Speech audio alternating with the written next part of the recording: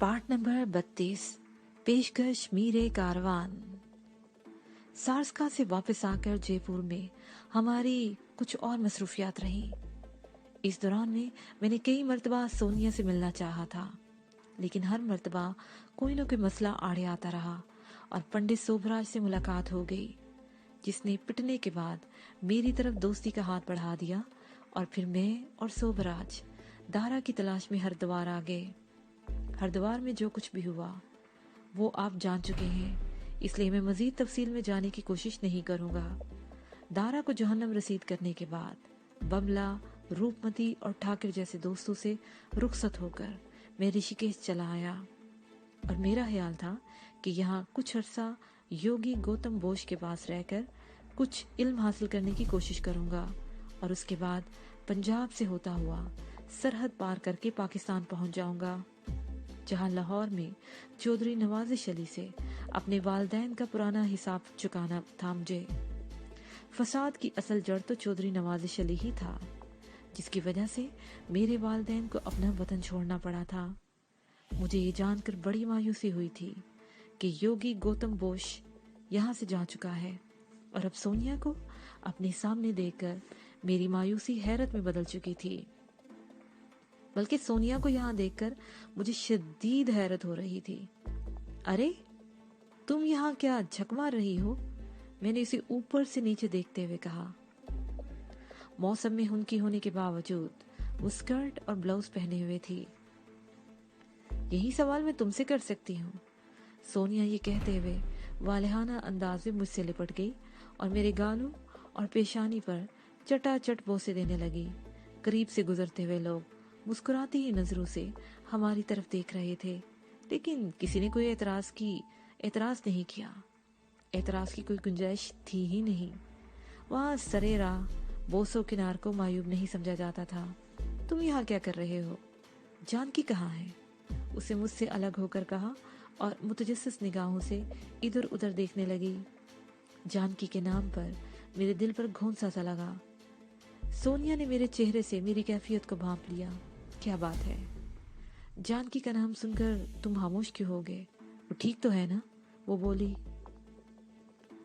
जानकी मुझे छोड़कर जा चुकी है, दूर, बहुत दूर, जहां से वापसी मुमकिन नहीं होती।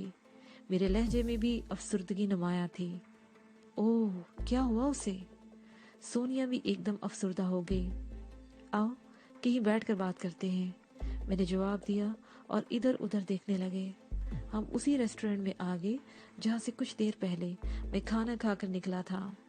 मैंने काफ़ी मंगवा ली और काफ़ी की चुस्कियों के दौरान मैं उसे बीते हुए वाक़यात और जानकी के बारे में बताता रहा। सोनिया से भी जानकी का तवील साथ रहा था। जानकी की मौत का सुनकर वो भी रंजीदा हो गई। तुम्हें यहाँ देखकर मुझे वाकई हैरत हो रही है, मैंने वो मौजू बदलते हुए कहा। तुम यहाँ क्या कर रही हो?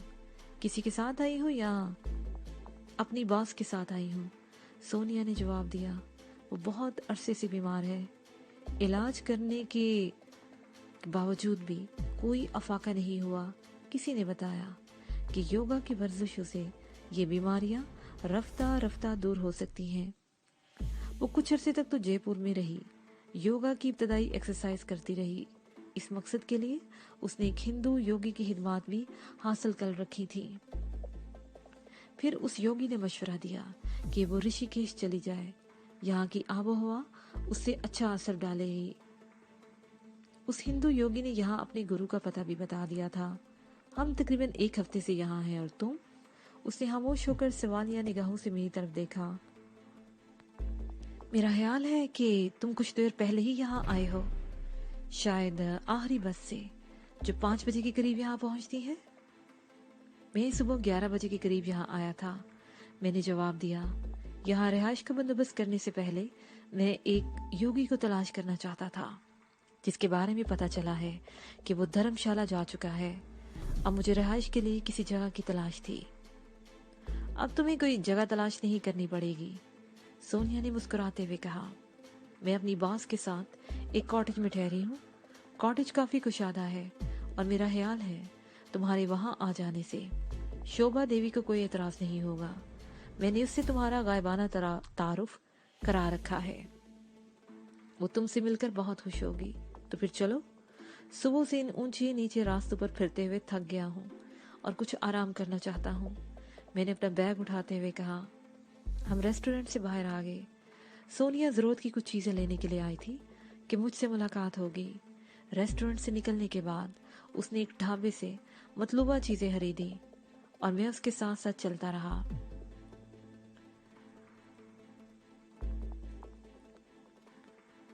वो कॉटेज वहां से तकरीबन निस्फ मील के फासले पर एक छोटी सी पहाड़ी पर वाक़या था।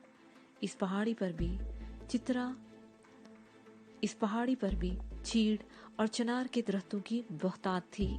बलखाते हुए रास्ते के दोनों तरफ रंग बिरंगे फूलों से लदी हुई खुदरो झाड़ियां थी। वो कॉटेज तकरीबन 200 फुट की बुलंदी पर था, जबकि वो रास्ता कॉटेज के करीब से गुजरते हुए मजीद ऊपर चला गया था। पहाड़ पर ऊपर भी थोड़े थोड़े फासले पर और भी कॉटेज और हट थे। दरख्तों में कहीं कहीं उन कॉटेजेस में जलती हुई रोशनियां अच्छी लग रही थी। सोनिया वाला कॉटेज एक खुली जगह पर था। आसपास की जगह या तो दरख्तों से महरूम थी या दरख्त काट दिए गए थे। तामीर के हवाले से ये कॉटेज भी दूसरों से मुख्तलिफ नहीं था। 4 फुट तक पत्थरों की दीवारें और उससे ऊपर लकड़ी के तख्ते। इस कॉटेज के 3 कमरे थे, एक नशिस्तगाह और 2 बेडरूम्स। नशिस्तगाह में एक कॉफी टेबल, एक आमियाना सा सोफा सेट और 3-4 कुर्सियां रखी हुई थी। सोनिया मुझे वहां बैठाकर दाएं तरफ वाले कमरे में चली गई। उसकी वापसी 3-4 मिनट बाद हुई। उसके साथ उसकी बास शोभा भी थी। जयपुर में सोनिया से मुलाकात हुई थी तो उसने बताया था कि जिस होटल में वो काम करती है उसकी मालिकन एक बेवा औरत है। बेवकी के हवाले से मेरे जहन में एक बूढ़ी औरत का तस्वर उभरा था, लेकिन उसे देखकर मैं चौंक के बगैर नहीं रह सका। उसकी उम्र 35 और 40 के दरमियान रही होगी। दराज कामत, शरीरा बदन, चेहरे के नकूश बड़े दिलकश थे, लेकिन पसमुर्दगी उसके हुस्न को मुतासिर कर रही थी। उसने सफेद साड़ी पहन रखी थी जो उसके बेवा होने की निशानदेही कर रही थी। हेलो, उसे दोनों हाथ जोड़कर प्रणाम किया। बैठो ना, खड़े क्यों हो? मैं सोफे पर बैठ गया तो वो भी मेरे साथ सोफे पर बैठकर बात जारी रखते हुए बोली। सोनिया ने मुझे जयपुर में तुम्हारे बारे में बताया था। तुम्हारे साथ वाकई बहुत अन्याय हुआ है। मैंने सोनिया से कहा था कि तुम्हें मेरे पास लेकर आए, लेकिन तुमने दोबारा सोनिया से भी राब्ता नहीं किया, जिससे वो बहुत परेशान रही थी। कुछ ऐसी उलझने पैदा हो गई थी जिसकी वजह से मैं सोनिया से भी राब्ता नहीं कर सका था। मैंने कहा, मैं इन दिनों जयपुर से बाहर ही रहा और वापस आया तो चंद रोज बाद मुझे हरिद्वार आना पड़ा। आज सुबह यहाँ आया हूँ। अभी सोनिया बता रही थी कि तुम रिहाइश के लिए कोई गेस्ट हाउस तलाश कर रहे थे। शोभा ने कहा, गेस्ट हाउस जाने की क्या जरूरत है? यहाँ बड़ी गुंजाइश है, तुम यहाँ रह सकते हो। तुम्हारी वजह से हमें भी ढारस रहेगी। हमें अकेली समझकर कोई मसला? मैंने उसके खामोश होने पर सवालिया निगाहों से उसकी तरफ देखा। परसों रात, शोभा की बजाय सोनिया ने जवाब दिया। परसों रात कोई हमारा दरवाजा खोलने की कोशिश कर रहा था। मैंने खिड़की से शोर मचाया तो वो भाग गया। जब तक मैं यहाँ हूँ ऐसी कोई परेशानी नहीं होगी, मैंने कहा, लेकिन मैं ज्यादा दिनों तक यहाँ नहीं रह सकूंगा। मुझे दरअसल एक योगी की तलाश है जो धर्मशाला जा चुका है। हो सकता है कि मुझे उसके पीछे जाना पड़े। गौतम बोस के तस्करे के साथ ही हमारी गुफ्तगू का मौजू भी बदल गया। शोभा बेहाबी का शिकार थी। उसे हाई ब्लड प्रेशर, सांस की तकलीफ भी थी और दिल की मरीजा भी थी। वो अगरचे इन तकलीफ का एलोपैथिक इलाज भी करवा रही थी, लेकिन किसी हमदर्द ने उसे मशवरा दिया था कि इन बीमारियों के इलाज के लिए किसी योगी की हिदमात हासिल करे। पहले उसने जयपुर में ही एक योगी की हिदमात हासिल की और फिर यहाँ आ गई, और फिर तकरीबन 1 हफ्ते से योगी धीराज की हिदायत के मुताबिक शिव आसन पर अमल कर रही थी। खून के दबाव को नॉर्मल रखने के लिए योगा में इससे बेहतर कोई वर्जिश नहीं। शोभा सुबह शाम 15-20 मिनट के लिए ये वर्जिश कर रही थी। उसका एक फायदा जरूर हुआ था कि इसे रात को सोने के लिए हार्बवर गोलियां खाने की जरूरत नहीं रही थी। अब वो रात को गोली खाए बगैर सुकून की मीठी नींद सोती थी। आज के मशीनी दौर में इंसान अफरा तफरी का शिकार है। जज्बाती हलफशार ने उसे अदमुआ कर रखा है। किसी के पास इतना वक्त नहीं कि उसे अपनी सेहत बरकरार रखने के लिए दिक्कत तलब वर्जिशें कर सके, लेकिन योगा की वर्जिशों पर कम से कम वक्त में और ज्यादा से ज्यादा आसानी से अमल करके अपने आप को चाकू चौबंद और तंदुरुस्त तवाना रखा जा सकता है। योगा की ये वर्जिशें नई नहीं, हजारों साल से इन पर अमल हो रहा है।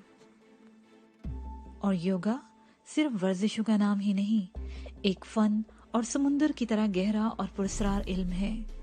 और पुरस्रार इल्म हजारों साल से साधुओं, योगियों और राहबों से बड़े पुरस्रार तरीके से नस्ल दर नस्ल मुंतकिल होता रहा है। इस पुरस्रार इल्म को आम लोगों से हमेशा खुफिया रखा गया। सिर्फ हवास ही इससे फायदा उठाते रहे और ये इल्म आम आदमी की दस्तरस से दूर रहा। योगा की मशकें आज से नहीं, हजारों साल से लाखों इंसानों को रोशन ज़मीरी की दौलत से मालामाल और सुपर नॉर्मल सलाहियतों से लैस कर चुकी हैं। सांस की मशकें योगा की मशकों में बुनियादी हैसियत रखती हैं। हफ्स दम की मशक इंसानी कुव्वत में गैर मामूली हरकत पैदा करती है। एक पुरस्रार कुव्वत रीढ़ की हड्डी की निचली तह में सांप की तरह कुंडली मारे हाविदा हालत में होती है। सांस की मशकों से ये कुव्वत बेदार होकर दिमाग की तरफ सफर शुरू करती है। ये बड़ा कठिन मरहला होता है। कभी कभी ये कुव्वत आजाद होकर इंसान के दिमागी और आसाबी निजाम को दरहम बरहम कर देती है। इसलिए जरूरी है कि ये मशकें किसी माहिर उस्ताद की निगरानी में की जाएं। हो सकता है कुछ लोग इससे इख्तिलाफ भी करें, लेकिन इस हकीकत से बहरहाल इनकार नहीं किया जा सकता कि अल्लाह ताला ने इंसान को पैदा किया, उसे बेपनाह कुव्वतें भी अता फरमाई।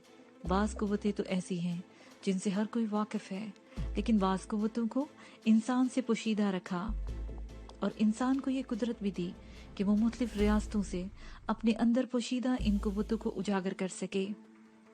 योगा के माहिरीन ने इन्हीं हाबिदा कुव्वतों को बेदार करने के लिए तजर्बात किए और इंसान के अंदर बेशुमार पुरस्रार पोशीदा कुव्वतों का सराग लगाया और कई किस्म की रियासतें ईजाद की, जिनके जरिए जिस्म के हर हर अज़ू को कंट्रोल किया और यहाँ तक कमाल हासिल किया कि जब दिल चाहा दिल की हरकत बंद करके एक मुय्यना मुद्दत के लिए मसनूई मौत तारी कर ली। छठी हिस्स के बाद इंसान में और भी कई हिस्से मौजूद हैं जो बाज़-औक़ात खुद ब खुद और बाज़-औक़ात मशक़ों से बेदार की जा सकती हैं और फिर फितरत के खिलाफ भी काम किया जाता है। अगरचे खिलाफ फितरत इस काम के बाद बादअज़ां बड़े भयानक नताइज सामने आते हैं।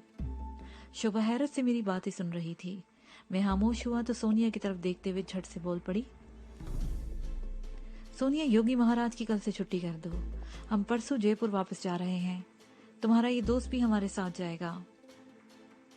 योगी महाराज की छुट्टी क्यों कर दी जाए? सोनिया हैरत से बोली, अब मुझे किसी गुरु की जरूरत नहीं। शोभा ने कहा, मैंने तुम्हारे दोस्त वजदान को गुरु मान लिया है। मुझे विश्वास हो गया है कि ये भी बहुत धार्मिक योगी है और ये मेरा इलाज कर सकता है। अब मुझे किसी और योगी की जरूरत नहीं। नहीं शोभा जी, मैंने हंसते हुए कहा, मैं योगा के बारे में कुछ भी नहीं जानता। मैं तो खुद कुछ सीखने के लिए यहाँ आया हूँ। आपको तो माहिर योगी की जरूरत है।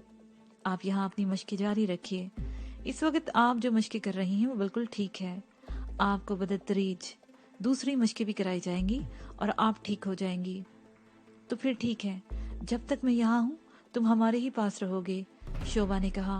और फिर बातों ही बातों में ये इंकशाफ हुआ कि धीराज नामी जिस योगी से शोभा रहनुमाई हासिल कर रही थी वो 500 रुपये हफ्ता मुआवजा ले रहा था और 1 महीने का मुआवजा एडवांस ले चुका था। वो सिर्फ 2 वक्त मशक करवाता था, 15-20 मिनट सुबह और 15-20 मिनट शाम। हम कुछ देर तक बातें करते रहे। मैंने शोभा से उसके शौहर के बारे में पूछा तो उसके चेहरे पर अफसुर्दगी सी छा गई। फिर कुछ देर के लिए खामोशी के बाद वो बताने लगी कि उसका शौहर डॉक्टर विजय शर्मा एक हादसे में जाँ बहक हो गया था। ये 5 साल पहले की बात थी। शौहर की मौत के बाद इसके रिश्तेदारों ने हमदर्द बनकर राधिका से इसकी जायदाद हथियाने की कोशिश की थी। इसे बड़े सबज बाग दिखाए थे, लेकिन वो किसी की बातों में नहीं आई। उसके जेठ ने जबरदस्ती इस बिल्डिंग पर कब्जा करने की कोशिश भी की थी। शोभा को बिल्डिंग से निकाल दिया गया था, लेकिन शोभा ने हौसला नहीं हारा। उसके पास शौहर का वसीयतनामा मौजूद था, जिसमें शोभा को उसकी सारी मनकूला और गैर मनकूला जायदाद का वारिस करार दिया गया था। शोभा ने अपने जेठ के खिलाफ मुकदमा दायर कर दिया और शौहर का वसीयतनामा भी अदालत में पेश किया। इस तरह शोभा को अपने शौहर की जायदाद मिल गई। ये बिल्डिंग किराए पर उठी हुई थी, जिसे शोभा ने हाल ही करवा लिया और ग्राउंड फ्लोर पर एक मियारी कॉफी हाउस कायम करके ऊपर के हिस्से में रिहाइश अख्तियार कर ली। उसे कुछ मोहल्ले दोस्त भी मिल गए थे, जो न सिर्फ अखलाकी तौर पर बल्कि कारोबार में भी इसकी मदद कर रहे थे। इस तरह शोभा ने अपने आप को संभाल लिया था और बड़ी साबित कदमी से जिंदगी की सख्तियों का मुकाबला कर रही थी। शोभा की कहानी उन हजारों औरतों से मुख्तलिफ नहीं थी, जो तन्हा रह जाने के बाद जुल्म और सितम का शिकार हो जाती हैं। बाज हिम्मत हार कर हालात के सामने सर झुका देती हैं और बाज सीना तान कर मैदान में उतर आती हैं। शोभा का शुमार भी ऐसी ही औरतों में होता था, जो जिंदगी के आखिरी लम्हों तक भी शिकस्त तस्लीम नहीं करती। शोभा 11 बजे के करीब सोने के लिए अपने कमरे में चली गई। मैं और सोनिया कुछ देर बैठक में बैठे रहे। फिर सोनिया उठकर किचन में चली गई और कॉफी बनाकर ले आई। उसे दोनों कप मेज पर रख दिए और दूसरे कमरे की तरफ बढ़ते हुए बोली, तुम कॉफी पियो, मैं कपड़े तब्दील कर लूं। सोनिया कमरे में चली गई। मैं कॉफी की चुस्कियां लेने लगा। उसने वाकई कॉफी बहुत खुश जायका बनाई थी। कोई चीज गिरने की आवाज सुनकर मैं चौंक गया। मेरा ख्याल था ये आवाज किचन की तरफ से आई थी, लेकिन वहां कुछ नहीं था। मेरी नजरें कमरे की तरफ उठ गईं और इसके साथ ही मेरा दिल उछलकर हलक में आ गया। कमरे का दरवाजा चंद इंच के करीब खुला हुआ था और सोनिया ऐन कमरे में खड़ी अपने जिस्म पर से लिबास उतार रही थी। मेरा दिल उछलकर हलक में आ गया और दिमाग में सनसनाहट सी होने लगी। सोनिया का ध्यान दूसरी तरफ था। मैं समझ गया कि उसने मुझे मुतवज्जा करने के लिए कमरे में जानबूझकर कोई चीज गिराई थी और गाफलाना अंदाज इख्तियार कर लिया था। मैं उठकर दूसरी कुर्सी पर बैठ गया ताकि मेरी नजरें दरवाजे की तरफ ना उठ सकें। मुझे अपनी कैफियत पर काबू पाने में कई सेकंड लग गए। मैंने आंखें बंद कर लीं और गहरे गहरे सांस लेने लगा। वो मंजर मेरी जहन में घूम गया। मैं ट्रायंगल के एक गार में, उसी सोनिया ने मुझे वो छाड़ दिया था और अब वही सोनिया थी जो एक बार फिर मेरे रास्ते में आ गई थी। और मैं सोच रहा था कि कहीं मैंने सोनिया के साथ यहाँ आकर गलती तो नहीं की। अरे सोगे क्या? सोनिया की आवाज सुनकर मैंने आंखें खोल दी। उसे देखकर मैं एक बार फिर आंखें बंद कर ली, लेकिन कब तक ऐसा कर सकता था। मुझे दोबारा आंखें खोलना पड़ी। सोनिया मेरे सामने खड़ी थी। उसने शबहाबी का बारीक लिबास पहन रखा था, जिससे उसका बदन छलक रहा था। मैंने सर को 1-2 झटके दिए और फासिद ख्यालात को जहन से निकालने की कोशिश करने लगा। बहुत थके हुए लग रहे हो। वो मेरे सामने उस सोफे पर बैठ गई जहां कुछ देर पहले मैं बैठा सोया हुआ था। हाँ, आज सारा दिन ऊंचे नीचे रास्तों पर घूमता रहा हूँ, मैंने अपना कॉफी का मग उठाते हुए जवाब दिया। सोनिया ने भी अपना कप उठाया और कॉफी की चुस्कियां लेते हुए कनखियों से मेरी तरफ देखती रही। बातें करते हुए रात का 1 बज गया। मैं सोना चाहता था, लेकिन सोनिया को शायद नींद नहीं आ रही थी। वो मुझे भी जगाए रखना चाहती थी। तुम्हें नींद आ रही है? बिलाहिर वो सोफे से उठते हुए बोली। तुम अंदर मेरे बेड पे सो जाओ, मैं यहाँ सोफे पर लेट जाऊंगी। मैं सोफे पर ठीक हूँ, तुम अपने बिस्तर पर आराम से सो जाओ, मैंने जवाब दिया। मैं चंद लम्हे उसकी तरफ देखता रहा और फिर उठकर कमरे में आ गया। सोनिया भी मेरे साथ कमरे में आ गई थी। मैं एक जगह रुककर कमरे का जायजा लेने लगा। एक दीवार पर भारतीय फिल्मी अदाकाराओं की नीम अरियां तस्वीरें चस्पा थीं, जो किसी मैगजीन से काटी गई थी। सोनिया ऐसी बदज़ौक नहीं थी कि कमरे को ऐसी चीजों से सजाती। हो सकता है उनसे पहले जो किराएदार यहाँ रहायश पजीर हों, ये उनका ज़ौक हो। दूसरी दीवार पर लगी हुई खोंटी पर सोनिया के 3-4 जोड़े कपड़े टंगे हुए थे। उसके साथ ही बाथरूम का दरवाजा था। मैंने दरवाजा खोलकर अंदर झांका। बाथरूम ज्यादा बड़ा नहीं था। सोनिया बिस्तर की चादर दुरुस्त कर रही थी। बेड पर 2 कंबल थे जिन्हें उठाकर उसने कुर्सी पर रख दिया था। चादर दुरुस्त करके उसने कंबल बेड पर रख दिया और दूसरा उठाकर दरवाजे की तरफ बढ़ते हुए बोली, रात के आखिरी पहर यहाँ अच्छी खासी सर्दी हो जाती है। अगर एक कंबल में मुझे सर्दी महसूस करो तो मुझे सर्दी नहीं लगेगी। मैंने उसकी बात काट दी। तुम चाहो तो ये दूसरा कंबल भी ले जा सकती हो। सोनिया मुझे घूरते हुए कमरे से निकल गई। मैंने कमरे की बत्ती बुझा दी और बिस्तर पर लेटकर आंखें बंद कर ली। इसमें शुबा नहीं कि दिन भर घूमने से भी मैं बहुत थक गया था, लेकिन नींद मेरी आंखों से कोसों दूर थी। मैं एक बार फिर माजी में पहुंच गया। मम्मी, डैडी, चाचा प्रताप सिंह, महाराज थाई, जानकी और कई चेहरे मेरी नजरों के सामने घूमते चले गए। थाई और सरदार थालोब, उन्होंने हमारा कितना साथ दिया था। सोनिया भी चियांग राय से हमारी पार्टी में शामिल हुई थी। उसकी माँ पुलिस में थी, लेकिन दूसरों की तरह वो भी करप्शन की दलदल में धंसी हुई थी। उसकी मौत के बाद ही सोनिया पर यह इंकशाफ हुआ था कि उसकी माँ करप्ट थी और शहंशाह के खिलाफ एक घिनौनी साजिश में शरीक थी। माँ के गुनाहों पर कफारा करने के लिए वो हमारे साथ मिल गई थी और गोल्डन ट्रायंगल में भी हमारे साथ गई थी और कदम कदम पर मौत से वहां हमारा सामना हो रहा था। गोल्डन ट्रायंगल से निकलकर जब हम बर्मा पहुंचे तो सोनिया बर्मा और हुफा के साथ हिंदुस्तान की तरफ चली आई और मैं जानकी के साथ शाओलिन टेम्पल के रास्ते पर चल पड़ा था। मेरा ख्याल था कि सोनिया से दोबारा मुलाकात कभी नहीं होगी, लेकिन वो जयपुर में मिल गई और अब जयपुर से सैकड़ों मील दूर हिमालय की गोद में भी वो अचानक और बिल्कुल गैर मुतवक्का तौर पर मुझे मिल गई थी। गोल्डन ट्रायंगल में जो कुछ हुआ वो मुझे याद था और मुझे अब तक उस पर नदामत थी, लेकिन सोनिया को इसका एहसास नहीं था। उसने जयपुर में भी कोशिश की थी और यहाँ भी गोल्डन ट्रायंगल वाले वाक़ये को दोहराने की कोशिश में थी, लेकिन मैं उसे दोबारा ऐसा कोई मौका नहीं देना चाहता था जिससे मुझे अपने आप से शर्मिंदगी महसूस होने लगे। यही सब कुछ सोचते हुए मैं नींद की आगोश में पहुंच गया। नया पैराग्राफ। आहट से मेरी आंख खुल गई। सुबह के 7 बज रहे थे। सोनिया मेरे लिए चाय का कप लिए खड़ी थी। उस वक्त खासी सर्दी थी और सोनिया ने शाल ओढ़ रखी थी। मुझे चाय देकर वो कमरे में चली गई। तकरीबन आधे घंटे बाद मैं कमरे से बाहर निकला। रास्ते में शोभा ने बताया था कि योगी धीराज सुबह 7 बजे आता है, लेकिन आज वो अभी तक नहीं आया था और फिर 8 बज गए। मैं सोनिया के साथ शोभा के कमरे में आ गया। वो योगी के इंतजार में बैठी हुई थी ताकि अपनी मशक शुरू कर सके, लेकिन वो अभी तक नहीं आया था। आप शिवासन की मशक कर रही हैं ना शोभा जी? मैंने कहा। शोभा ने इस बात में सर हिला दिया। मैंने कहा, आइए आज ये मशक मैं आपको करवा देता हूँ।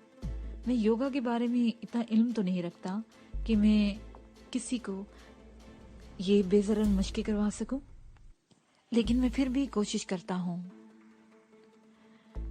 आप यहाँ लेटिए। मैंने फर्श पर बिछी हुई दरी की तरफ इशारा किया। शोभा कुर्सी से उठकर दरी पर लेट गई और मैं उसे हदायत देने लगा। आपको ये आसन करने में दुश्वारी पेश नहीं आनी चाहिए। बिल्कुल सीधी लेटिए। आपकी एड़ियां मिली हुई हों। हथेलियां फैलाकर हाथों का रुख ऊपर की तरफ रखिए और अब आंखें बंद कर लें। शोभा 1 हफ्ते से ये प्रैक्टिस कर रही थी। उसे मेरी हदायत पर अमल करने में कोई दुश्वारी पेश नहीं आ रही थी। मैं मुसलसल बोल रहा था, अब आंखें बंद कर लें और अपनी तमाम तर तवज्जो सीधे पैर के अंगूठे पर मरकूज रखें और ये तसव्वुर करें कि आपके पैर के अंगूठे का तनाव खत्म हो रहा है। मैं तकरीबन 1 मिनट तक खामोश रहा और फिर हदायत देने लगा। आपके अंगूठे में तनाव नहीं रहा। अब आप अंगूठे के साथ साथ वाली उंगली पर तवज्जो मरकूज करें और ये तसव्वुर करें कि इसका तनाव खत्म हो रहा है। बिल्कुल ठीक। अब बारी बारी दूसरी उंगलियों के बारे में भी यही तसव्वुर करें। अब दूसरे पैर की तरफ आ जाइए और अंगूठे से शुरू करके इस तरतीब से इस तसव्वुराती अमल को दोहराइए। अब एक बार फिर सीधे पैर की तरफ आ जाएं और पिंडली पर तवज्जो मरकूज रखें और अब दूसरी पिंडली का तनाव भी इसी तरह खत्म कर दीजिए।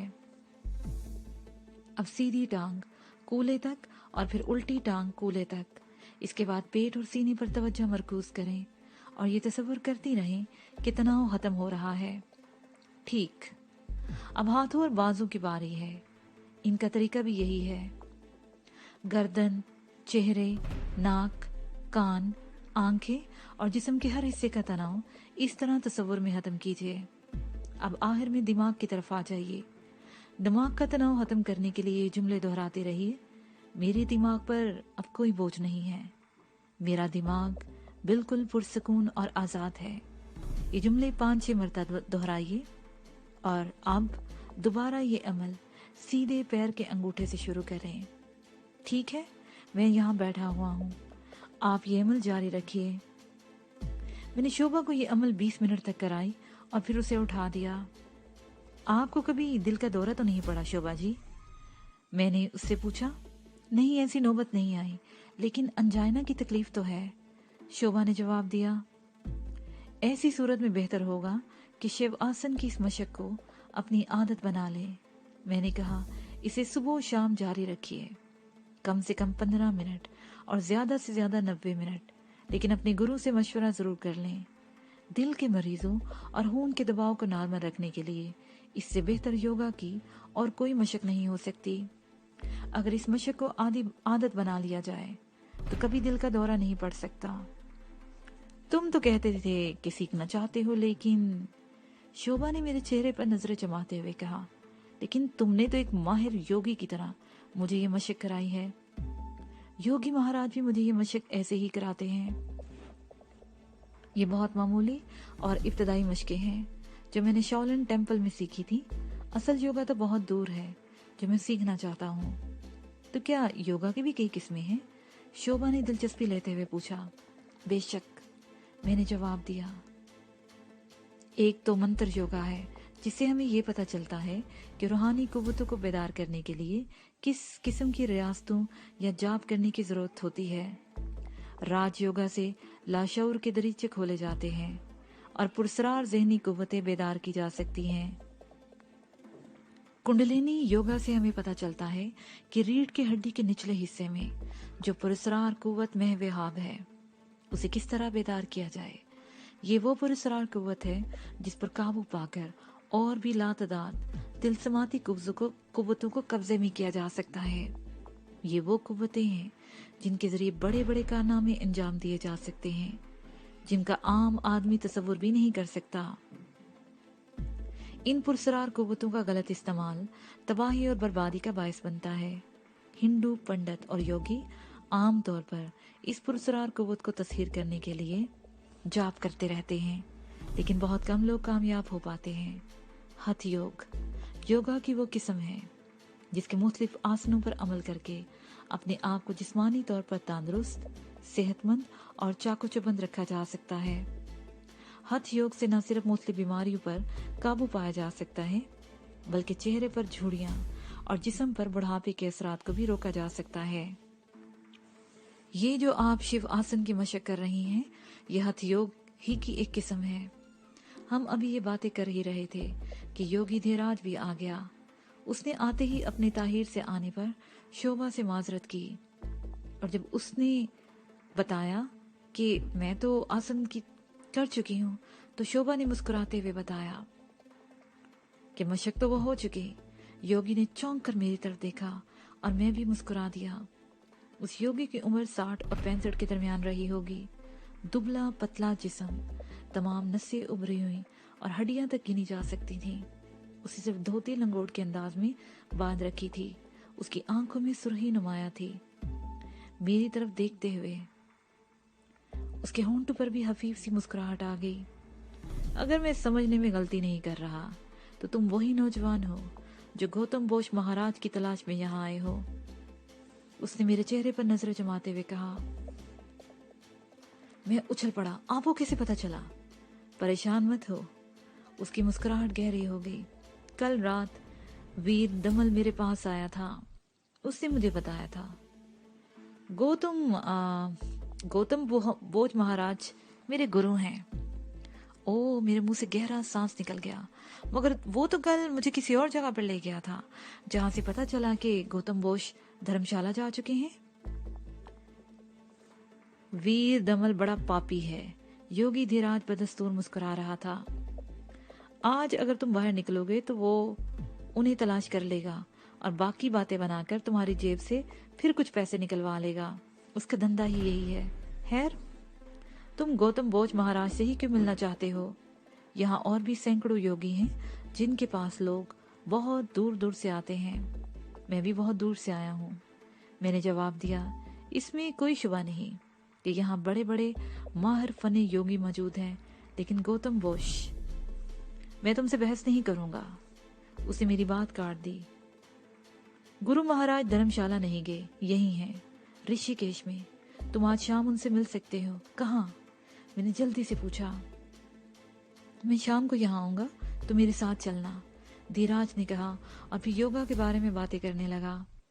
योगी धीराज की बातों से मैं समझ गया था कि उसके पास बहुत कुछ है। मैंने भी अगरचे शाओलिन टेम्पल से बहुत कुछ सीखा था, लेकिन धीराज की बातें सुनकर मैं अपने आप को तिफले मकतब समझने लगा। और मैं वाकई तिफले मकतब था। मैं यहाँ से कुछ सीखने और लेने के लिए ही तो आया था। हम बहुत देर तक योगा के बारे में बातें करते रहे। फिर हमारा मौजू शौर और लाशौर की तरफ मुड़ गया। इसके साथ ही ये पार्ट अपने एख्तिताम को पहुंचा।